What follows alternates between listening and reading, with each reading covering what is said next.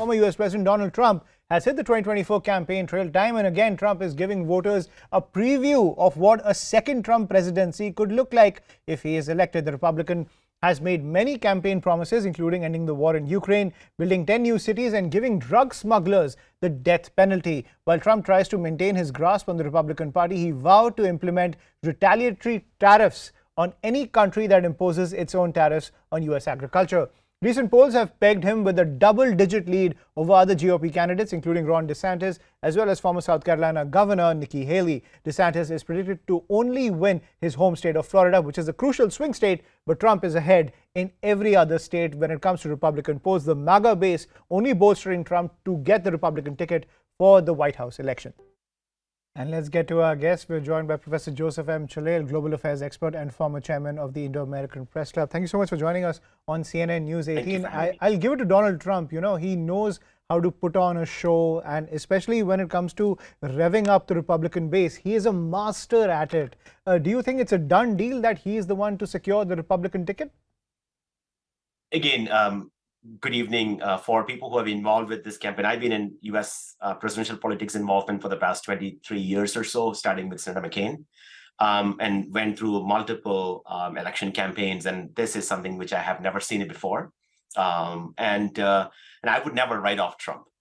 Let me be honest. He's one candidate who is pretty stable, very popular.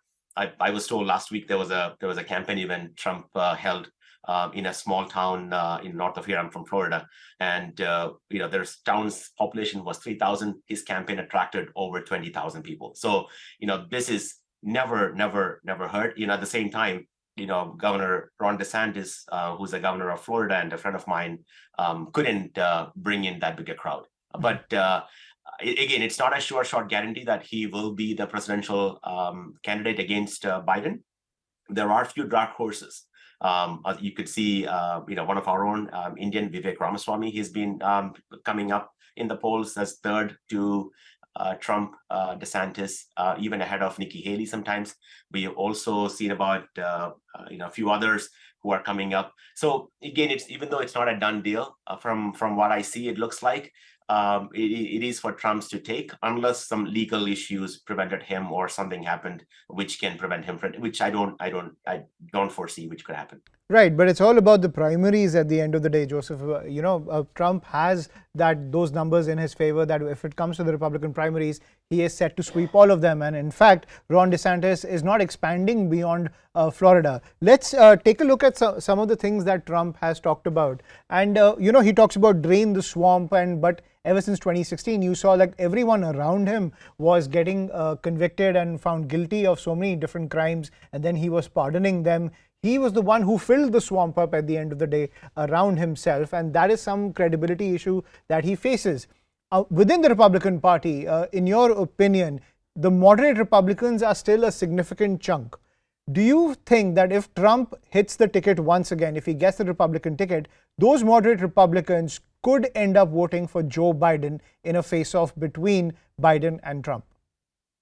Again, I don't think Trump is a favorite of most of the Republican Party, especially the moderate, as you mentioned. The Bush Republicans or the McCain Republicans, or the people who work with the Romneys and the people like that. But again, if Trump becomes a nominee, it depends on the other option.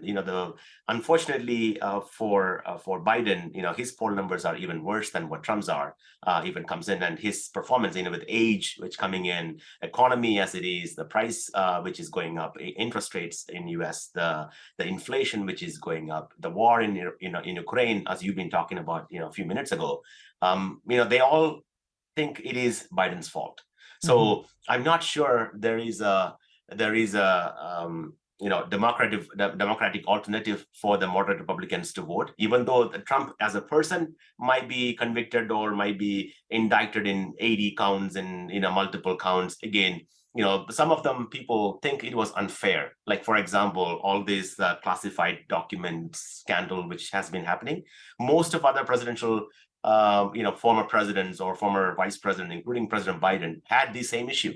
and they haven't been prosecuted. So we see some sort of a vindictive or selective prosecution happening in this case, where some of those smaller issues, the number is all about Trump getting bribed in billions of dollars from somewhere else. It is all about technical issues or paying off some people for whatever, keeping their mouth shut. Again, I'm not saying Trump is a clean person. I wasn't a Trump supporter, but if Trump is a nominee of the party, I would say most of the business people, most of the Republicans, whether moderate or conservative, will end up voting for him, because the alternative is another 5 more years of Biden administration, which might be bad for the American economy and also for the world as people see it here. Because as somebody said, Biden could have prevented the Ukraine-Russia war, and he did not. That's unfortunately that people are dying because of it. Now it's a year later, but we still trying to stop it. Right, but Joseph, I'm just looking at Trump's track record, even after winning the 2016 presidential election. And let's face it, he beat Hillary Clinton, and Hillary Clinton thought that it was going to be a walkover, but she underestimated Trump and he won that presidential election. Even though you have the voodoo of the Electoral College that tends to help the Republican Party in some cases, it was a fair and square, she lost. But after that, sorry, go ahead. No, I was just saying that is exactly true. No one believed, even as I said, I was a supporter of Jeb Bush, who was running against Trump. At that time, and then nobody believed. We thought, hey, Jeb Bush is a smarter candidate, a brother of a former president, son of another former president, could be a shoo-in in the primaries.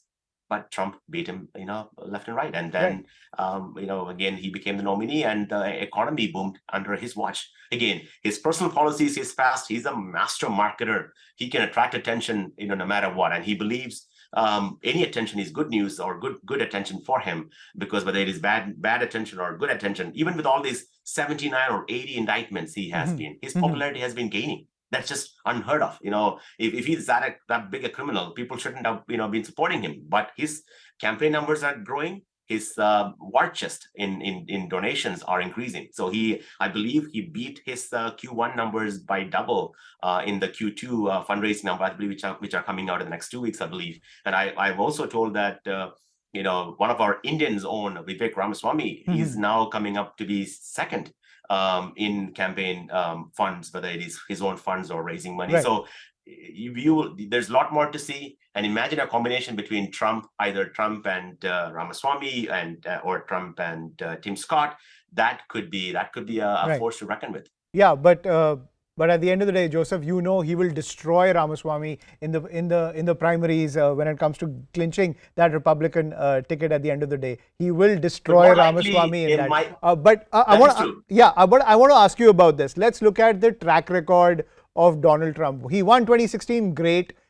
When it came to the midterm elections, he failed to retain control of the House. When it came to the Senate elections, he lost those 2 crucial Senate seats in Georgia to the Republicans. He lost to Joe Biden, where even Arizona flipped against the Republicans. When it comes to holding on to the clout that he has gained in the Republican Party, from an electoral standpoint, he is a loser. But at the same time, that inflection point within the Republicans that we need a sensible guy at the helm, that is not coming, because the MAGA base is still strong. There's no one to challenge him within the Republican Party. And at the same time, you have the Marjorie Taylor Greenes, the Lauren Boeberts, the Matt Gaetz, who have become the loudest voices of the Republican Party because of Donald Trump. That is a real conundrum for the Republicans. Very true. It's most of the Republicans are confused or conflicted. The fight, as you mentioned, will be happening between, or already been happening between Ron DeSantis and Donald Trump. Again, I've known Governor DeSantis now for over 12 years. Even before he was planning to run for governor. And, I remember talking to him, hey, we were begging for Trump to endorse Ron DeSantis, for a governorship or to a primary, as a Republican governor's candidate. And we didn't have any support until Donald Trump supported or tweeted supporting Ron DeSantis for the Florida governorship. So Trump, feels as if he's being not thankful enough for his support. So I think most of the fighting might be happening between, and that's the only person in this campaign. I mean, there are 5 or 6 people in this Republican primary race. Ron DeSantis has been the only one who has been declining in polls, along with Nikki Haley. So that is yet to see. But again, we have now the debates are coming up. There's 3 debates coming in pretty soon. I believe there's only 4 candidates who qualified, because you have to have 60,000 or so unique donors to qualify for these debates. And I know Ron DeSantis qualified for it. Trump had qualified for it. I believe Nikki Haley, and then it is Vivek Ramaswamy. Only 4 of them have only qualified for the 3 debates coming up. And the debate's going to be very interesting. Trump, you cannot underestimate him on the debate, and so is Vivek. Governor DeSantis, again, let's see how that works out. I believe there might all be beating up on Governor DeSantis during the debates, and that could be an interesting, entertaining battle to see between. Because the most interesting thing would be which one of the contenders would actually train their guns at Donald Trump, because so far they've been very sheepish when it comes to taking on Donald Trump and angering the MAGA base. Thank you, Joseph Chalal, for joining us on CNN News 18 and sharing your perspective on the road.